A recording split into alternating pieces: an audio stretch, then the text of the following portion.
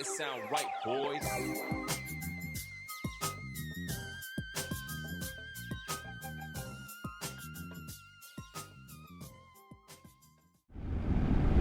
Well, my plan was to cross the Hokianga harbour on a ferry, but I took the wrong turn looking at a block of land that I seen for sale, and so I charged up a side road to look at that,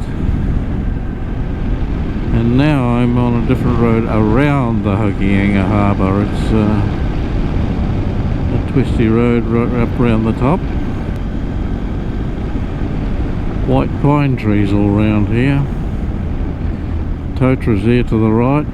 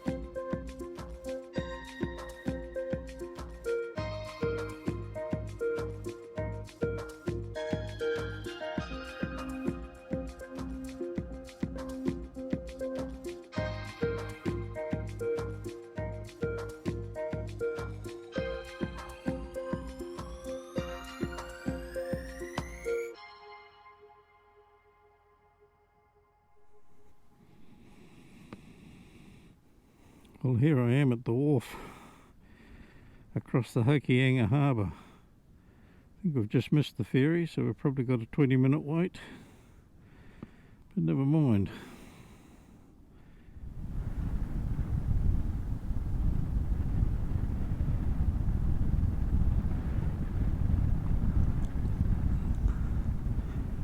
This ferry's only the one going this on the weekend.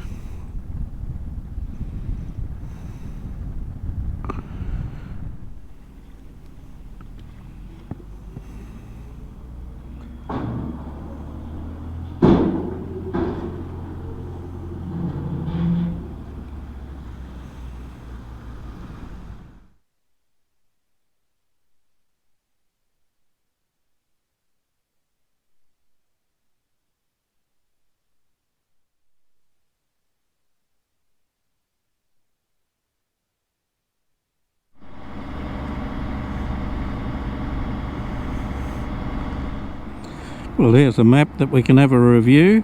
So I came through Auckland and camped the night at Kumeu, out here to Helensville, up this road, Wellsford, and then it started to rain up through here.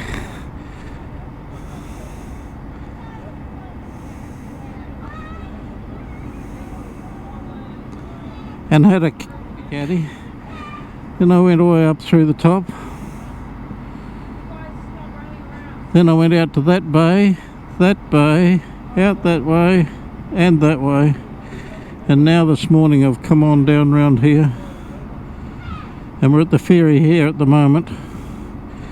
My plan is to come on down through here, through to Dargaville, and back down this way. We'll see what happens.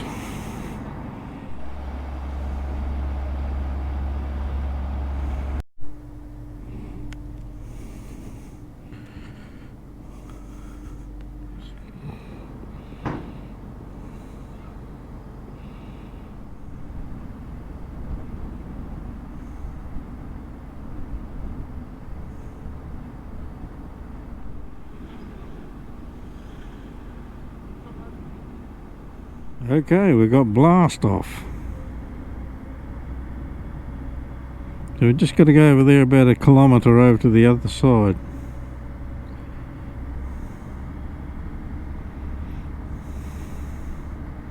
So I was here doing a little bit of filming, and Josh turned up here. Josh is the bloke that I was talking to up on the peninsula, telling me about the farming there. He's heading over to pick up a wild horse in this horse float here. It's never been in a float before, and if it gets out, Josh's job is to jump on his back and break it in as it swims to shore.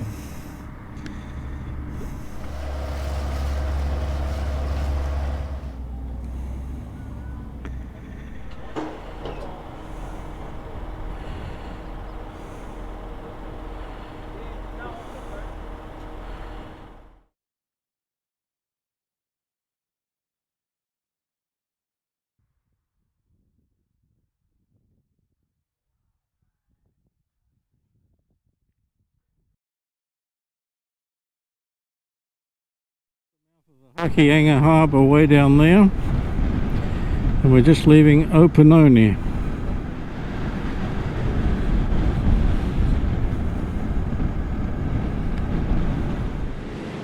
So we're just heading south now along the west coast, leaving Hokianga harbour and heading down to a place called Dargaville. I sat with a bloke on the Opunoni wharf there. He was throwing some hand lines out into the tide there, trying to catch some snapper. He was a 54-year-old Tongan man, been in New Zealand for 20 years, got 7 in his family, 7 babies, and now 14 muka, he called them. He's only got 1 son, 6 daughters. So he and his sons are house painters. They worked for the government doing contract external house painting. So his sons had gone off back to Auckland to see their wives and things. But Etu, he was just there fishing, and his wife was back at the motel there. Friendly guy, filling in his time with a line in the water, hoping to catch a snapper. I must be like a magnet, because a third person on the crossing sidled up beside me, a Maori bloke that lived on a remote little peninsula there on the Hokianga. He says he lives on his family mountain. He's building a house there. I says, are you a carpenter? He says, no, self-taught. I know what a piece of wood is, and I know what a piece of iron is, and everything else he can work it out. So he lives remotely out there on a peninsula fishing, and coming to town infrequently for his food, etc. Hello, this is the Waipoua Forest I'm heading into now. Wonder why the Waipoua Forest rings a bell.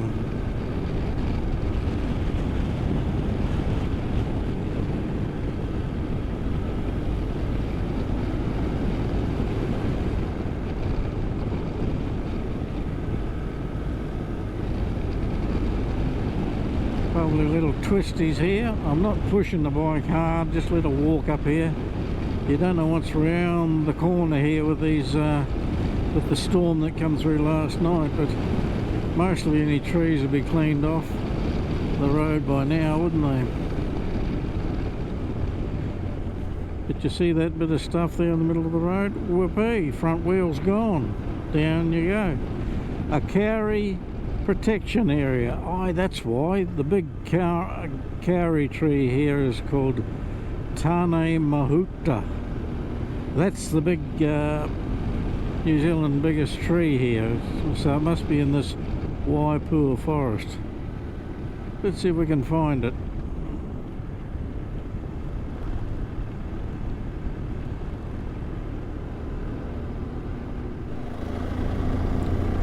Waipoua Forest. But this would be exactly the road that my daughter and her family came down back in November when they were doing the Aotearoa Trail, which is a cycling trail from Cape Reinga way down through both islands to Bluff in the south. Now my daughter had her 3 daughters and her husband, and they had the car with the bikes on the back. Now you wouldn't let the children ride through here with them, but there is some roads and cycle trails that they can ride on, and the children were able to at age 10 and 8 they were able to ride on the road. And the little one, who was 4 at the time, she had a little carty arrangement for her bike, so that Tamara could hook it to the back of her bike and take her for a ride and excursion every now and again. So they took they allowed 3 months to do the north to south ride, but they done it in 2 months. We met up with them in the South Island there and helped them out there while we're around the Christmas time. It was just lovely to see them all, and the kids would have seen all this here, all this bush, the big tree here, Tane Mahuta, right on that ferry that I've just been on, and enjoyed this splendid stuff of New Zealand on these back roads.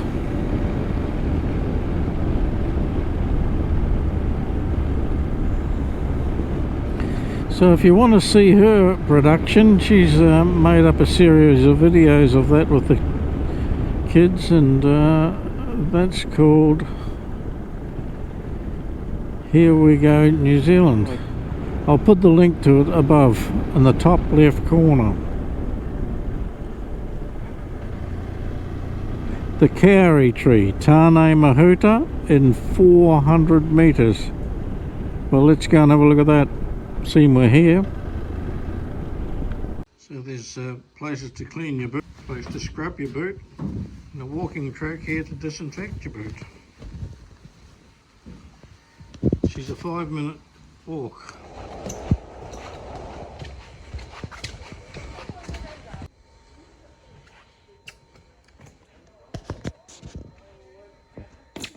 Well, look at that for a tree. I walked right in underneath it and didn't see it. That's a beaut too.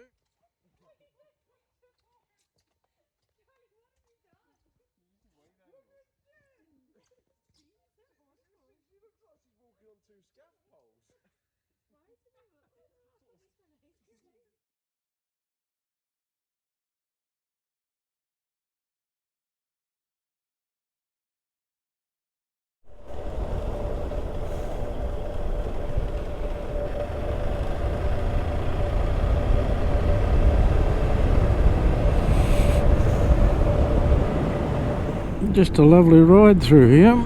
This is every bit as good as the Southwestland forests. In fact, I think it might even be better. Kauri trees round every corner. Lovely.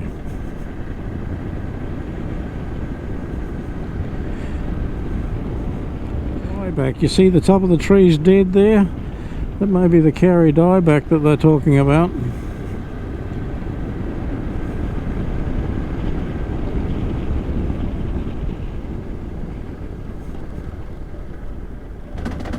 Yeah, you're getting the right gear. Now what I'm not seeing is dead animals on the road, so they must have an intensive program here to keep the possums out of this forest. And you can see right up high where the possums browse, there's got a lot of good new growth there. Maybe it won't show up on video, but that's possum strikers are way up high in the trees, and it just takes the top out of trees. Up into the canopy there, how good that is.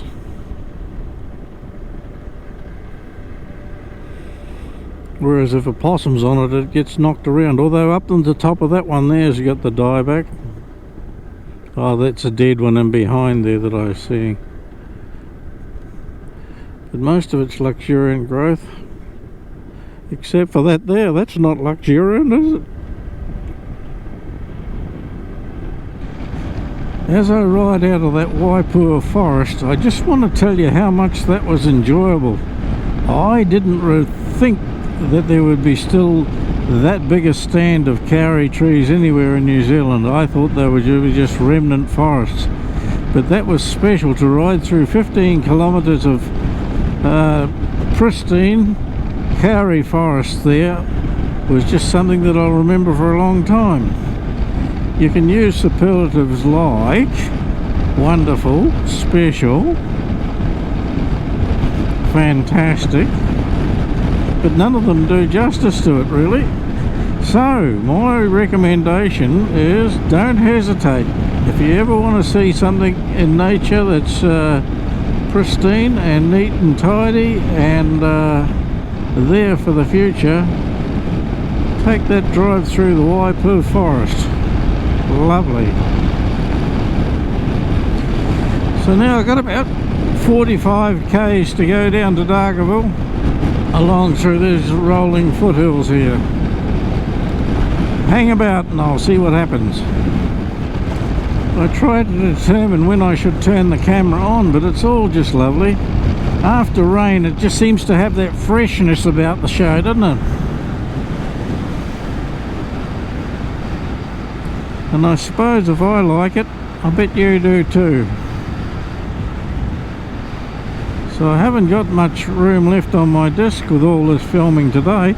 Sometimes you think, oh, what am I going to put on the video today? Well, it all just happens in front of you up here in Northland. It's just lovely. This is one area of New Zealand that I haven't really been into. And I have been impressed. the friendly people, the lovely scenery, the lovely roads, just gorgeous.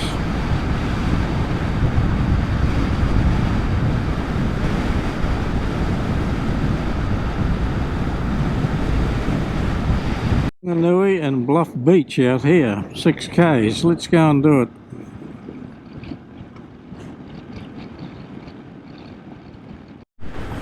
Well, I'm a bit lucky, the grader's just been out here and tidied up the road for me. That's pretty good, isn't it?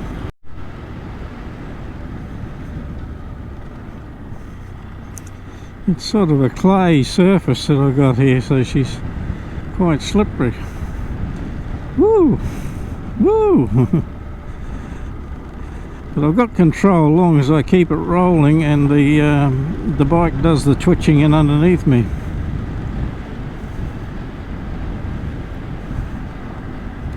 But being first over it, it is loose.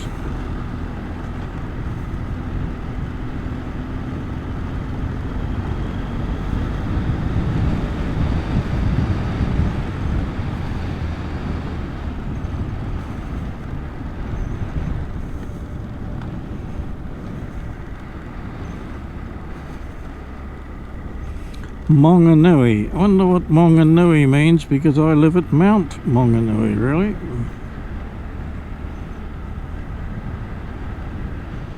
said beach access 4-wheel drive only. Well, I've only got one wheel, and she would do it, but it's as slippery as all hell just there, and if I lost it, that's where I would end up for quite some time. So, I'm pleased I stopped at the top before I went to the bottom. We can just enjoy the view as we see it here.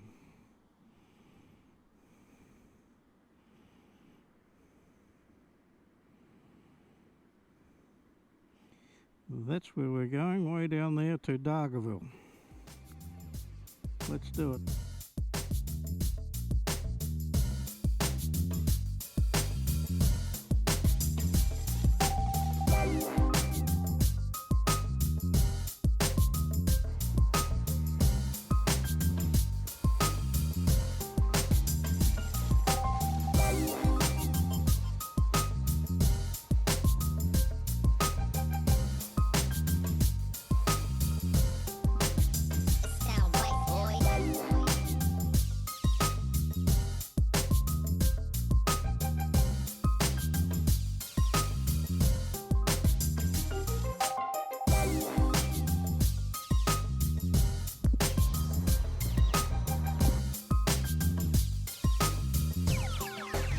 It sound right, boys.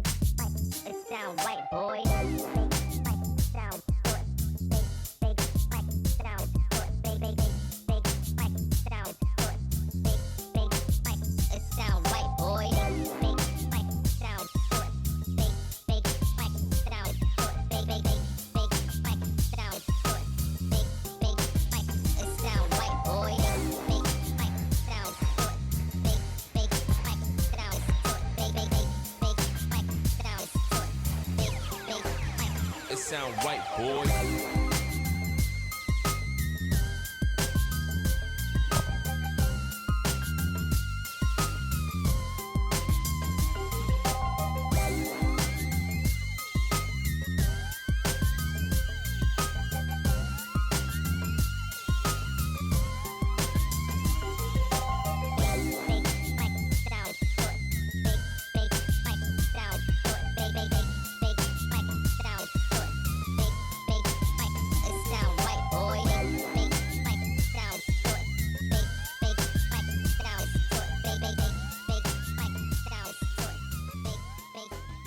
Sound right.